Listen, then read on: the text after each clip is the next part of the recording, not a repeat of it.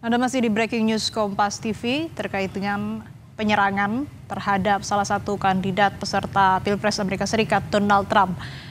Tadi disebutkan bahwa ada satu korban tewas ataupun ini merupakan pelaku penembakan. Kemudian dari laporan jurnalis VOA ada 1 sampai 2 warga atau peserta yang mengikuti rapat umum kampanye tersebut dinyatakan terluka parah. Dari peristiwa ini, calon Presiden Joe Biden sudah berkomunikasi dengan calon Presiden Donald Trump. Joe Biden ini selaku rival dari Donald Trump mengatakan ia mengecam tindakan kekerasan dalam proses politik termasuk juga serangan yang diterima atau yang didapat oleh Donald Trump pada saat kampanye hari Sabtu lalu. Kemudian juga tadi disebutkan kondisi Donald Trump ini sudah baik-baik saja. Memang terluka di bagian telinga sebelah kanan, tapi ia menyatakan sudah sehat dan baik-baik saja. Kita akan bahas lebih lanjut terkait dengan serangan terhadap Donald Trump ini bersama dengan pengamat hubungan internasional Universitas Padjadjaran, Teguh Reza Shah. Selamat siang, Pak Reza. Selamat siang Kompas TV, salam dari Unpad di Bandung. Ya Pak, ini kan tadi sudah kita bahas juga ada beberapa hal yang memang menarik untuk dicermati. Ada sejumlah spekulasi dari serangan atau peristiwa yang terjadi. Kalau Anda melihatnya ini seperti apa? Wajar ya, 1 kali 12 jam dari suatu peristiwa, itu aparat keamanan masih mengkaji apa yang sedang terjadi. Mungkin yang mereka miliki kan bukti sementara kan, bahwa ada sniper yang sudah ditembak mati, dan juga setting daripada wilayah kampanye yang porak-poranda kan. Tapi paling tidak mereka harus bekerja keras. Karena di Amerika Serikat saat ini ada 17 lembaga intelijen, nanti ujung-ujungnya adalah CIA, FBI, dan Homeland Security. Mereka itu adalah Air Force Intelligence, kedua Army Intelligence, ketiga CIA itu sendiri yang beroperasi di luar negeri, keempat Coast Guard Intelligence yang beroperasi di perairan, kelima Defense Intelligence Agency, keenam Department of Energy, ketujuh Department of Homeland Security, 8 Department of State, ke-9 Department of Treasury, ke-10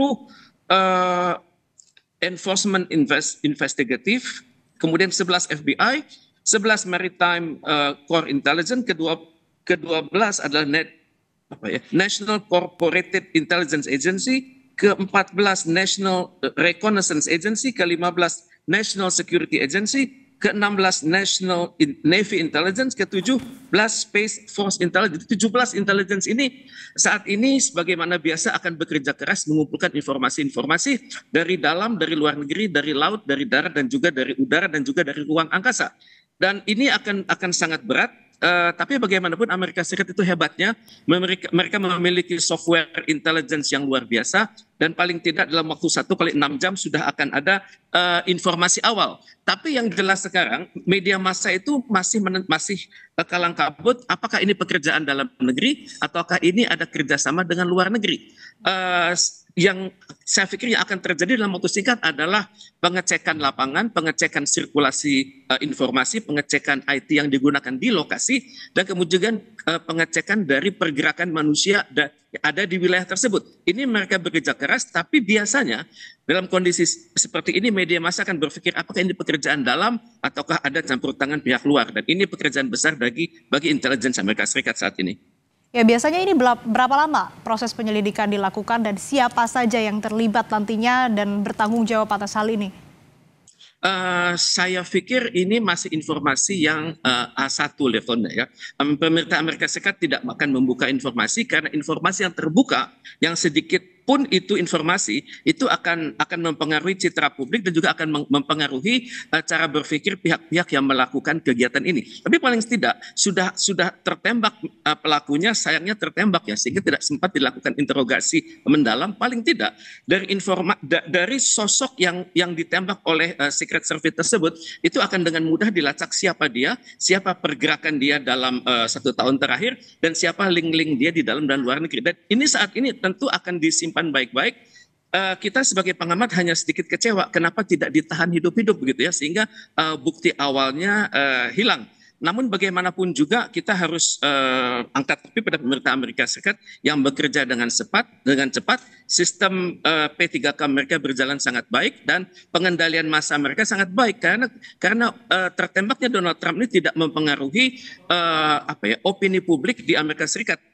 Crowd management terkendali, public opinion terkendali, dan kita sangat berharap, apalagi media sumber-sumber mengatakan keadaan Donald Trump sudah membaik. Cuman pada saat yang sama, publik Amerika Serikat adalah publik yang sangat kritis, maka akan mempertanyakan ini tembakan betulan atau tembakan yang sengaja dipelesetkan atau bagaimana. Biarkanlah mereka berpikir, tapi bagaimanapun juga bagi seluruh aparatur keamanan di dunia ini mereka akan menguji secara sangat sistematis organ-organ intelijen untuk melindungi kepala negara mereka. Ya, Prof, lalu pengaruhnya terhadap persepsi masyarakat akan Donald Trump, Joe Biden, dan juga pemilihan presiden di Amerika Serikat ini seperti apa? Sampai pemerintah Amerika Serikat memberikan statement resmi soal kesehatan Donald Trump, ini otomatis rating Donald Trump akan menaik. Kemudian rating partai di mana dia berada, Partai Republik akan menaik. Pada saat yang sama masyarakat juga akan bertanya, kenapa kejadian ini terjadi di Pennsylvania?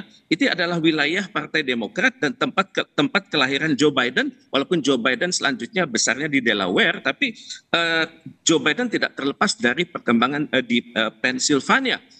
Saat ini ya masyarakat masih berpikir-pikir, masih merujuk-rujuk apakah ini pekerjaan internal Republik untuk menaikkan rating ataukah ini merupakan suatu kejahatan dilakukan oleh Demokrat.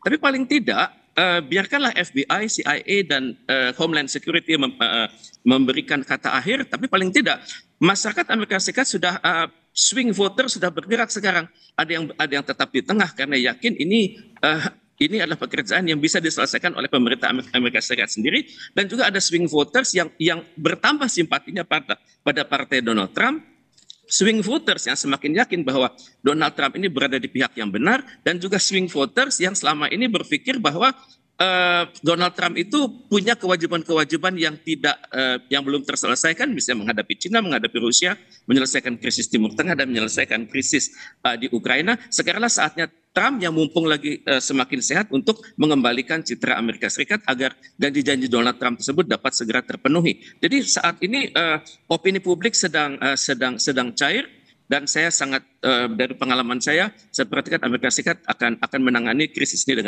dengan cepat. Ya, tentu dari peristiwa ini perlu ada penyelidikan secara tuntas untuk kemudian bisa menjawab spekulasi-spekulasi yang berkembang di masyarakat, dan tentunya juga ini berdampak terhadap polarisasi dan juga swing voter tadi yang mungkin ini akan beralih ke salah satu pihak begitu. Terima kasih Prof. Teguh Reza Syah, pengamat hubungan internasional Universitas Padjadjaran, telah bergabung bersama kami di Breaking News Kompas TV. Sehat selalu.